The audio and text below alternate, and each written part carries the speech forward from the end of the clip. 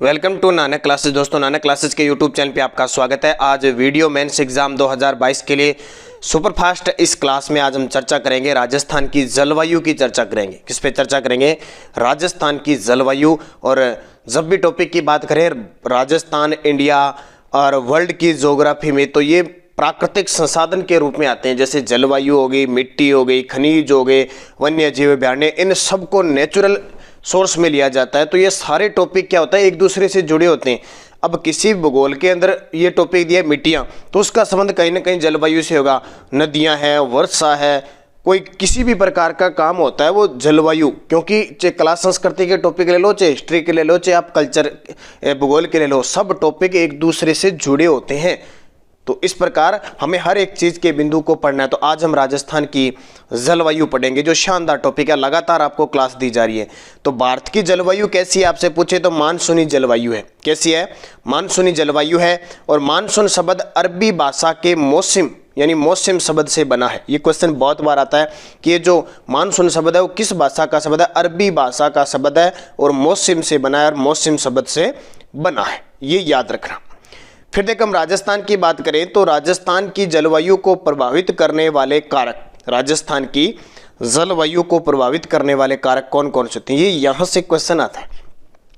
अक्षांशीय व देशांतरीय स्थिति प्रभावित करती है। समुद्र से दूरी, अब आपने देखा होगा राजस्थान का समुद्र से लेना देना नहीं है, बहुत दूर है। इधर बंगाल की खाड़ी, इधर अरब सागर की खाड़ी, कितनी दूर पड़े। अरावली की स्थिति, बिल्कुल अरावली पर्वतमाला यहाँ से गुजरती है। इस साइड तो खूब सारी बारिश होती है, ये शुष्क रहता है, तो इससे जलवायु प्रभावित होती है। द्रातलीय स्थिति, बिल्कुल द्रातलीय स्थिति बहुत है, कहीं गर्म है, कहीं ठंडी है, कहीं आर्द्र है, कहीं रेतीला क्षेत्र है, कहीं ऊंचा है, कहीं नीचे है, कहीं उबड़ खाबड़ है। समुद्र से ऊंचाई, ये बहुत ज़्यादा प्रभावित है। समुद्र से ऊंचाई, एक तो आपने देखा होगा केरल के, तमिलनाडु के क्षेत्र, यहाँ समुद्र, और अपने देखो समुद्र से कितनी ऊंचाई पे है। वनस्पति भी प्रभावित करेगी। अगर बारिश नहीं होगी तो जलवायु शुष्क होगी, तो वनस्पति मरुदभिद प्रकार की होगी, तो उसका भी प्रभाव पड़ेगा। कंटीली झाड़ियाँ होगी तो मृदा किस प्रकार की संरचना, उसका भी प्रभाव पड़ेगा। जैसे रेतीली मिट्टी है, मोटे कण है, तो ये प्रभावित करते हैं। ये पेपर में आते हैं, उसको याद रखना कि राजस्थान की जलवायु को प्रभावित करने वाले कारक अक्षांशीय और देशांतरीय स्थिति है, बिल्कुल। समुद्र से दूरी, अरावली की स्थिति, धरातलीय स्थिति, समुद्र से ऊंचाई, और वनस्थली व यानी वनस्पति तत्व और मृदा की संरचना। फिर देखो, राजस्थान की जलवायु की विशेषता क्या है। एक तो भिन्न जलवायु प्रदेश, जलवायु प्रदेश है ना, अलग अलग भागों में, शुष्क, अति शुष्क, उपाद्र, आर्द्र, अति आर्द्र, ये अलग अलग भाग हो गए। सामयिक वर्षा, अब कहीं बारिश होती है, कहीं नहीं होती है, एक अचानक होती है और फिर नहीं होती है। अपर्याप्त वर्षा है, ठीक है, पर्याप्ति नहीं है कई क्षेत्रों में। अतिवृष्टि, अतिवृष्टि हो जाती है कई क्षेत्रों में। अनावृष्टि भी हो जाती है, अनावृष्टि। वर्षा की अनिश्चितता है, कहीं तो खूब सारी बारिश हो जाती है, कई बार तो बाढ़ आ जाती है, और कुछ ऐसे क्षेत्र है जहाँ पे एक बूंद तक पानी नहीं गिरता, ये भी है। वर्षा की अनियमितता भी है। अनिश्चितता यानी निश्चित नहीं, आगे तो आगे बारिश होगी तो होगी, तो नहीं हो। जैसे अब की बार राजस्थान में माउंट की बारिश बड़ी शानदार तरीके की हुई, पिछले कई सालों से हुई नहीं थी। पश्चिमी राजस्थान की बात करें तो वर्षा की अनियमितता कहीं 5 सेंटीमीटर होती है, कहीं 20 सेंटीमीटर होती है, कहीं 100 सेंटीमीटर होती है। तापमान में भिन्नता पाई जाती है, बिल्कुल। आर्द्रता में अंतर है, झालावाड़ जिला सबसे आर्द्र है, जैसलमेर सबसे शुष्क हो गया, ऐसे। और वर्षा में असमानता है, तो ये मुख्य बिंदु जलवायु की हमारी विशेषता है। फिर देखिए, ये जेके लक्ष्य में ये मत समझ लेना, ये तो मतलब डायरी थी, उस डायरी के अंदर नोट्स बनाए हुए हैं, तब लग रहा है जेके लक्ष्य में। अब देखिए, जलवायु की बात करें तो सबसे पहले हम ग्रीष्म ऋतु की बात करेंगे। अभी ग्रीष्म ऋतु आने वाली है, समय मार्च से मध्य जून। क्वेश्चन आता है कि ग्रीष्म ऋतु मार्च से मध्य जून अभी स्टार्ट होने वाली है। 21 मार्च को विषुवत रेखा पर सूर्य सीधा चमकता है। 21 मार्च को विषुवत रेखा यानी भूमध्य रेखा पर सूर्य वो सीधा चमकता है। जैसे हमने पढ़ा था कि 14 जनवरी को हम पढ़ते हैं कि सूर्य मकर रेखा से उत्तरायण की तरफ चला, तो हमने मकर संक्रांति बनाई, यानी ये मकर रेखा है, ये कर्क रेखा है, ये भूमध्य रेखा है, ये कर्क रेखा है। तो यहाँ से सूर्य अब निकल गया, यहाँ से 14 जनवरी को निकला, और ये 21 मार्च को अभी आने वाली है, विषुवत रेखा पर सीधा चमकता है। 21 जून को कर्क रेखा पर सूर्य सीधा चमकता है। अब देखो, ये कर्क रेखा, ये भूमध्य रेखा पर आ गई। 21 मार्च को ये कर्क रेखा आ गई, तो यहाँ 21 जून पर यहाँ सूर्य चमकेगा। सबसे बड़ा दिन उत्तरी भारत में होगा। तो 21 जून को याद रखना विश्व यानी अंतर्राष्ट्रीय योग दिवस बनाते हैं। कर्क रेखा पर सूर्य सीधा चमकता है। फिर बबूलिया क्या होता है? बबूलिया नाम सुना है? बतूलिया ग्रीष्म ऋतु में बनने वाले हवा के बवंडर या भंवर को बतूलिया कहते हैं। बबूलिया जिसको कहते हैं, हवा का इतना, जैसे पानी के अंदर चक्रवात आता है ना, वैसे अपने टिब्बों के अंदर रेतीले मैदान में चक्रवात आता है, साथ में मिट्टी लेके घूमता रहता है। जो भी कंकड़ पत्थर ऐसे लगते हैं पता नहीं भूत आ गया, जैसे उसका नाम बबूलिया कर दिया। लोग कई जगह इसका अवशेष मानते हैं कि भूत होते हैं इसके अंदर, वो बबूलिया। आंधियाँ तो सुनिए स्टार्ट हो गई। श्री गंगानगर में सबसे ज़्यादा आंधी आती है हमारे वाले ज़िले में 27 दिन, और सबसे कम झालावाड़ में आती है। तो आंधियाँ जब ये बवंडर तेज हवाओं और चक्रवातों के साथ मिलते हैं तो धूल भरी आंधियाँ चलती है, जिन्हें गर्मियों में लू कहते हैं। और देखिए सबसे ज़्यादा आंधियाँ श्री गंगानगर में 27 दिन, हनुमानगढ़ में 24 दिन और बीकानेर में 18 दिन। अभी स्टार्ट हो जाएगी आंधियाँ चलेगी खूब पश्चिमी राजस्थान में। सबसे कम आंधियाँ चलती है झालावाड़ में, 3 दिन ही चलती है। तो इसको भी याद रखना। ये बहुत बार पेपर में आता है कि राजस्थान में सर्वाधिक धूलभरी आंधियाँ कहाँ चलती है? गंगानगर, श्री गंगानगर। अब हवाओं के लिए शब्दावली देखो। पोष माह में चलने वाली हवा सीली कहते हैं। कहना सुनना, ये जो सीली पहनती है हवा, ठीक है ना, सुना है ना वो। तो पोष महीना, अभी तो फाल्गुन चल रहा है। ज्येष्ठ महीने के अंदर तवा जो हवा चलती है उसको कहते हैं तवा। बस ज्येष्ठ महीने में यानी जून के आसपास महीना होता है, यहाँ इतनी गर्मी होती है, इतनी धूल भरी आंधियाँ चलती है, उसको तवा कहते हैं। जैसे तवा गर्म हो जाता है ना रोटियां सेकने वाला, वैसे चलती है इतनी। पूर्व दिशा से आने वाली हवा को पूर्वई कहते हैं, और पश्चिम दिशा उत्तर दिशा से आने वाले को उत्तरार्ध कहते हैं। कहते हैं ना घर पे बुजुर्ग कहते हैं पूर्वई चल रही है आज तो उत्तरार्ध चल रही है। पश्चिम पछुआ पवने, वो पछुआ पवने वो आपने देखो जेट स्ट्रीम में पछुआ पवने चलती है उसी हिसाब से। और दक्षिण में कहते हैं लंकाऊ क्योंकि श्रीलंका की तरफ से आती है इसलिए लंकाऊ नाम हो गया। तो ये हवाओं के इस प्रकार नाम है, जिस साइड से चलती है उस साइड का नाम रख दिया। दक्षिण पश्चिम से आती है ना, अब दक्षिण पश्चिम मतलब ये राजस्थान है और ये दक्षिण पश्चिम हो गया। यहाँ से आने वाले को समुद्री कहते हैं, क्योंकि इधर अरब सागर की खाड़ी है, यहाँ से वो उठ के आती है हवा, तो उसको समुद्री कहते हैं। उत्तर पूर्व से आएगी उसको सूर्या कहते हैं। सूर्या क्या कहते हैं? सूर्या। ग्रीष्म ऋतु का जो औसत तापमान होता है लगभग 38 डिग्री, यानी वैसे तो पश्चिमी राजस्थान में तो 50 के पास पहुंच जाता है, लेकिन औसत 38 डिग्री। ग्रीष्म ऋतु में सर्वाधिक तापमान वाला जिला चूरू, सर्वाधिक जो तापमान रहता है चूरू का, और शरद ऋतु में न्यूनतम होता है चूरू का। ये भी ध्यान रखना दोनों। सबसे ज़्यादा तपता भी कौन सा? चूरू गर्म रहता है, और सबसे ठंडा भी कौन सा माना जाता है? चूरू, क्योंकि रेतीली मिट्टी है वो सबसे ज़्यादा क्या ठंडी होती है जल्दी। सर्वाधिक वार्षिक तापांतर वाला जिला चूरू। अब देखो वार्षिक तापांतर का मतलब होता है तापमान में अंतर।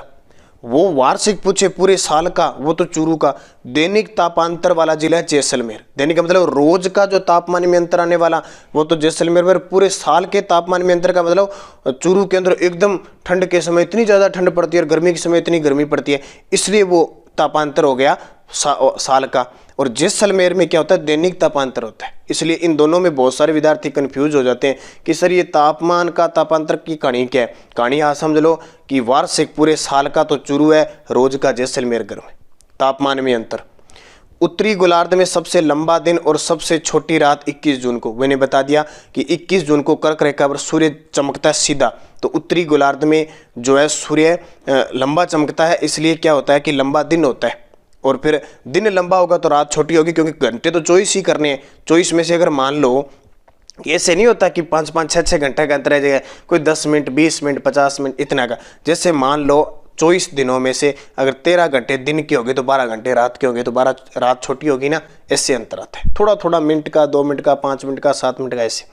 सबसे कम तापमान वाला समय लगभग गर्मियों के रूप में सबसे कम तापमान 5 सुबह का टाइम होता है ना, 5 बजे, वो कम माना जाता है। और सबसे अधिक तापमान 3 बजे, दोपहर के 3 बजे। सबसे दूर से देखेंगे ना, यहाँ से ऐसे लगेगा जैसे मर्चिका से ऐसे धाराएं दिखती है, जैसे करंट वाली ताराएं होती है, ऐसे दिखाई देती। राज्य का सबसे शुष्क और गर्म स्थान फलोदी जोधपुर है। कहते हैं ना राजस्थान का सबसे गर्म या शुष्क स्थान फलोदी, और सबसे ठंडा या माउंट आबू। सबसे गर्म महीना जून होता ही है, वो जून का महीना, ज्येष्ठ का महीना, जिसमें हम एक आता निर्जला एकादशी ठंडा ठंडा पानी पीते हैं। और सबसे गर्म दिन 21 जून है ही। सबसे गर्म महीना भी जून है, और सबसे गर्म दिन, क्योंकि एकदम उस दिन कर्क रेखा पर सूर्य चमकता है इसलिए। और उस दिन हम योग करते हैं बड़े शानदार तरीके, याद रखना। ये ग्रीष्म ऋतु की कहानी है। अब आती है वर्षा ऋतु। ग्रीष्म ऋतु जैसे ही गई वर्षा आ गई, सावन के महीने के आसपास स्टार्ट होगी। ये मध्य जून से सितंबर तक का होती है वर्षा ऋतु आ गई। कहते ना मानसून आ गया, वो वर्षा ऋतु में आते हैं। ग्रीष्म ऋतु में तीव्र गर्मी के कारण पश्चिमोत्तर भारत में निम्न वायुदाब का केंद्र बनता है। ग्रीष्म ऋतु में बहुत ज़्यादा गर्मी होती है, गर्मी के कारण पश्चिमोत्तर का मतलब पश्चिम और उत्तर भारत में निम्न वायुदाब होगा। हमेशा ध्यान रखना, जहाँ गर्म क्षेत्र होगा वहाँ निम्न वायुदाब होता है और जहाँ ठंडा क्षेत्र होगा वहाँ उच्च वायुदाब होता है। हवाएं हमेशा उच्च दाब से निम्न दाब की ओर चलती है, तो जहाँ ठंडा इलाका है वहाँ से ठंडी हवा निकलेगी वहाँ से, और वो वहाँ गर्म वाले क्षेत्र में जाएगी। इसके विपरीत हिंद महासागर में उच्च वायुदाब हो गया ना, हिंद महासागर यानी जहाँ ठंडा या पानी है वहाँ उच्च दाब वायुदाब होता है। हवाएं हमेशा उच्च वायुदाब से निम्न वायुदाब की तरफ चलती है। दोनों बातें ध्यान रखना कि जहाँ तापमान ज़्यादा होगा वहाँ हमेशा निम्न दाब होगा, और जहाँ ठंड होगी वहाँ उच्च वायुदाब होगा। उल्टा है, हवा उच्च वायुदाब से निम्न दाब चलती है, इसलिए तो ये सिस्टम बना हुआ है हवाओं का। फिर देखो फलस्वरूप हिंद महासागर की, अब हिंद महासागर कहाँ पे, ये भारत है, भारत की नीचे वाली साइड में एम आकार का है ना वो हिंद महासागर, ये ध्यान रखना, और उसमें ही बंगाल की खाड़ी, एक साइड अरब सागर की खाड़ी है।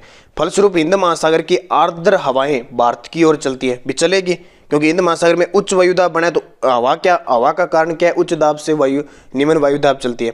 इससे भारत में दक्षिण पश्चिमी मानसून कहा जाता है। अब जैसे ये भारत है, अब यहाँ से लहरें उठी और यहाँ से ये निकलकर, और सबसे पहले आपको पता ना केरल में टकराती है, अंडमान निकोबार का नीचे जो क्षेत्र है वहाँ टकराती है, फिर राज्य में केरल में टकराती है, फिर ये बारिश करती हुई सीधी इधर जाती है। तो ये चीज़ है। दक्षिणी पश्चिमी मानसून केरल के तट से टकराकर दो भागों में विभाजित हो जाता है। कितने? दो भागों में विभाजित हो जाता है, एक अरब सागरीय शाखा और एक बंगाल की खाड़ी की शाखा। जैसे ये देखो, जैसे ये मैंने भारत बना दिया, यहाँ से हवा आई, यहाँ टकराई केरल के तट पे, और एक शाखा तो इधर निकल गई, ऐसे निकल के और इधर गुजरात की तरफ पर, महाराष्ट्र की तरफ पर, अपने राजस्थान में कहते हैं ना कि बांसवाड़ा मानसून द्वार है, तो यहाँ से बांसवाड़ा में प्रवेश कर गई।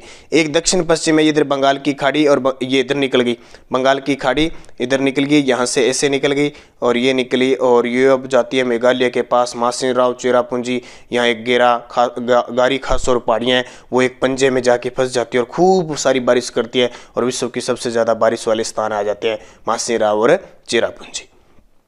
तो दो शाखा होगी, अरब सागरीय शाखा और बंगाल की खाड़ी की शाखा, पेपर में आता है। अरब सागरीय शाखा, इसे मानसूनी हवाओं के समांतर अरावली पर्वतमाला होने के कारण ये मानसूनी पवनें राजस्थान में बहुत कम बारिश करती है। भी अरावली पर्वतमाला आ गई ऐसे, तो ये इधर से टकराएगी, इधर इधर बारिश करके चले जाएगी। ये जो भूस्थलीय जिले हैं 12, वो तो तड़पते रह जाते हैं, बादल की तरफ लोग देखते रहते हैं, अभी आ गया मानसून, अभी आ गया, लेकिन बूंद तक नहीं आती। इस शाखा से दक्षिणी अरावली के सिरोही, उदयपुर, डूंगरपुर जिलों में बारिश कर पाता है, बस इन क्षेत्रों में ही बारिश होती है। बंगाल की खाड़ी देखो, बंगाल की खाड़ी की शाखा छोटा नागपुर शाखा राजस्थान के हड़ौती क्षेत्र से राजस्थान में प्रवेश करती है। हड़ौती क्षेत्र में इधर से आती है, क्योंकि ये तो इधर से निकल गई, ये इधर से घूम फिर के वापस होती है। राजस्थान में अधिकांश वर्षा बंगाल की खाड़ी की शाखा से होती है। ये याद रखना, हमारे लगभग 90% जो बंगाल दक्षिणी पश्चिमी मानसून से होती है, और 10% माउंट से बारिश होती है अपने, तो ज़्यादा बंगाल की खाड़ी से बारिश होती है, ये ध्यान रखना। पहले मानसून पहुँचता है अरब सागर की खाड़ी वाला, लेकिन बारिश जो सबसे ज़्यादा होती है वो बंगाल की खाड़ी की शाखा से होती है। अब देख लो, वर्षा ऋतु में वार्षिक औसत अपने 57.58 सेंटीमीटर के आसपास। सर्वाधिक वर्षा वाला जिला झालावाड़ में सर्वाधिक होती है, 40 दिन बारिश होती है, 100% बारिश होती है, और 2 नंबर पे बांसवाड़ा 38 दिन बारिश होती है, दोनों को ध्यान रखना। सर्वाधिक वर्षा वाला स्थान है माउंट आबू, 48 दिन के आसपास होती है। सबसे अधिक वर्षा वाला क्षेत्र है दक्षिणी पूर्वी क्षेत्र, हड़ौती क्षेत्र में होती है। सर्वाधिक वर्षा वाला संभाग कौन सा है? कोटा में होगी, क्योंकि झालावाड़ हरिद्री इस क्षेत्र में होती है। सर्वाधिक वर्षा वाला महीना कौन सा है? जुलाई और अगस्त में सबसे ज़्यादा वर्षा होती है। उसके बाद सबसे कम वर्षा वाला जिला, सबसे कम वर्षा वाला स्थान तो समगांव में होती है, 5 सेंटीमीटर से भी कम बारिश होती है।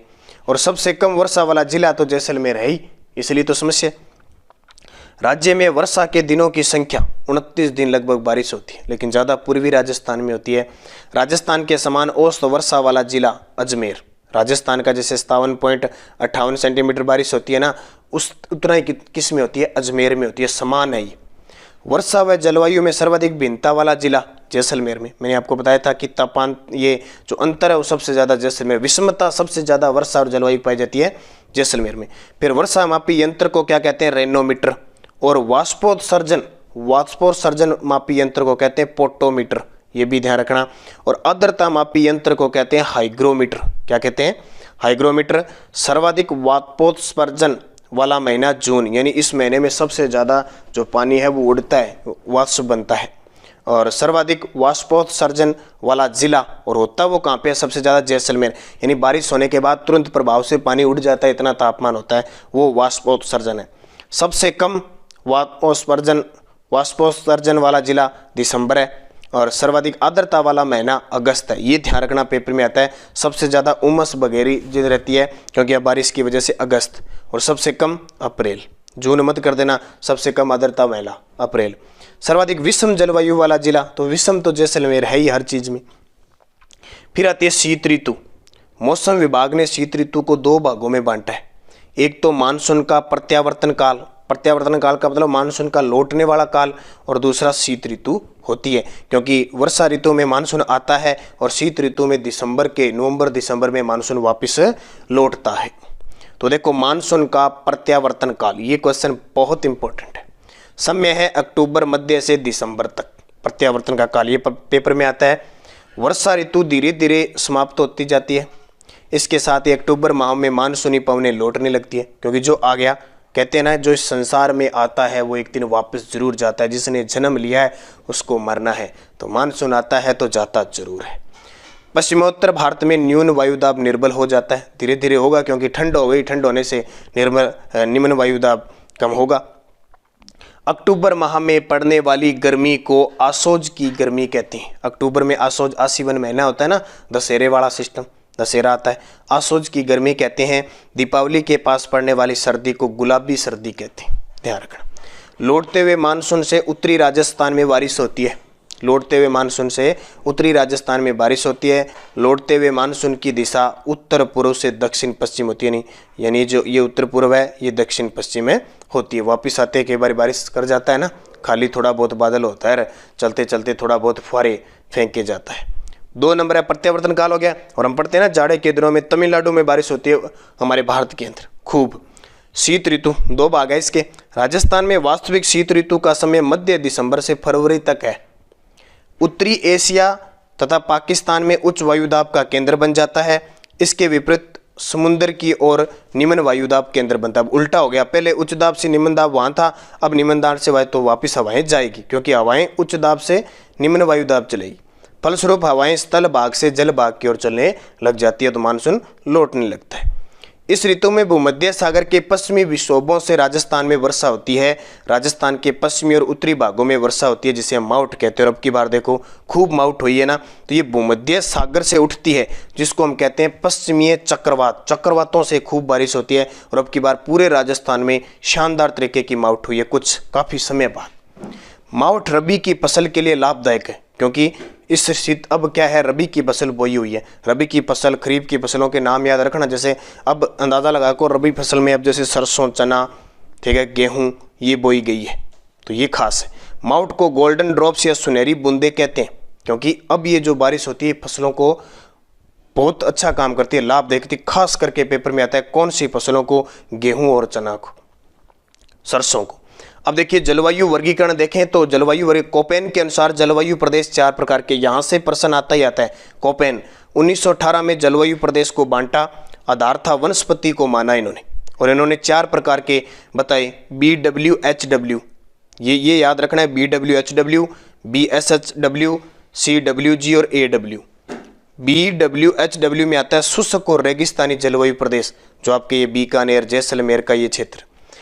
एस का मतलब होता है स्टेपी प्रदेश, और स्टेपी यानी अर्ध शुष्क जलवायु प्रदेश आते हैं।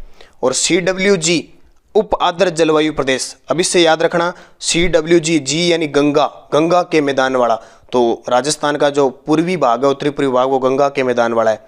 और AW आता है उष्ण कटिबंधीय आर्द्र जलवायु, जो हड़ौती का प्रदेश है ना, मालव प्रदेश, वो आता है। तो पेपर में आपको ये 4 ऑप्शन दे देंगे, इनके सामने ये बता देंगे कौन कौन से।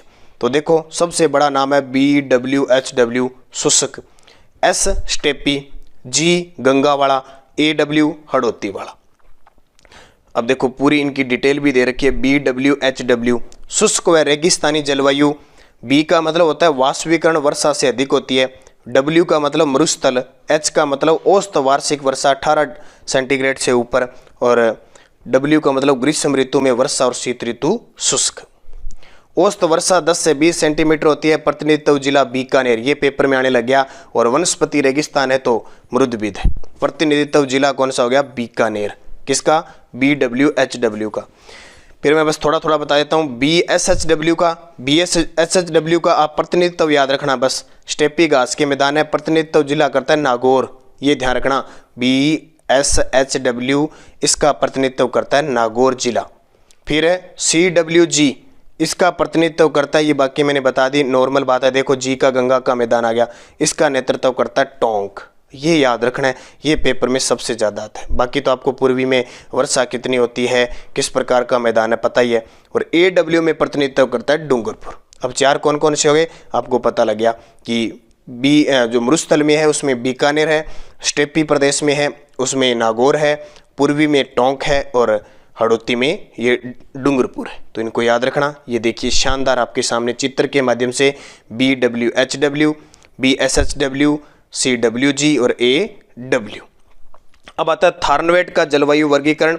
इन्होंने 1931 से 48 के मध्य किया था, आधार माना था। देखो वनस्पति को, वर्षा को और वाष्पोत्सर्जन की दर को माना था। और इन्होंने भी चार भाग दिए, EAD शुष्क, DBW अर्ध शुष्क, DAW अर्ध शुष्क जलवायु, और CAW उपाद्र। अब ये CAW उपाद्र है, ध्यान रखना। वहाँ AW था, इसके C लग गया। यहाँ DAW, DBW और EAD। तो इन चारों को याद रखना क्या क्या है। अब देखो थोड़ा सा देख लो। EAD यानी शुष्क और मृदबिद जलवायु है। E का मतलब शुष्क, A का मतलब अधिक ताप, और D का मतलब ग्रीष्म ऋतु भी ये पूछा नहीं जाता। प्रतिनिधित्व जिला याद रखना जैसलमेर। अब ये देखिए तस्वीर, EAD, DBW, ठीक है। A यहाँ से लगो, A B, फिर ये D और C इधर आ जाएगा, CAW। DAW का क्षेत्र बहुत है। 2 नंबर DBW में प्रतिनिधित्व करता है बीकानेर। DBW में बीकानेर प्रतिनिधित्व करता है। DAW में प्रतिनिधित्व अजमेर करता है। DAW में प्रतिनिधित्व अजमेर करता है। CAW में प्रतिनिधित्व करता है डूंगरपुर। इनको याद रखना है अच्छे तरीके से। तो ये आपके लिए मुख्य मैंने बता दिए, क्योंकि 2 ही ज़्यादा पूछे जाते हैं इनके बारे में। एक तो थार्नवेट आ गया, इसके अलावा आपको मैंने बता दिया स्पेशल कोपेन का। ज़्यादातर कोपेन का ही पूछा जाता है, टिवार्था का पूछा नहीं जाता, लेकिन फिर भी आपको कोपेन का अच्छे तरीके से याद रखना है। तो ये राजस्थान की जलवायु है, जहाँ से बार बार एग्जाम में आते हैं। अब ये जलवायु मिट्टियों पर भी निर्भर करेगी, हर एक क्षेत्र के लिए निर्भर करेगी वर्षा ऋतु। और निरंतर आपको ये क्लास मिलती रहेगी। आप वीडियो को लाइक करें, शेयर करें। अगर आप चैनल पे नए हैं तो इसको सब्सक्राइब करें। सुबह हमारी रोज़ करंट अफेयर्स की क्लास आती है, वो देखें। और शाम को ये 7 बजे और 7:30 पर निरंतर आपको क्लास मिल रही है। तो धन्यवाद। जय हिंद, जय भारत।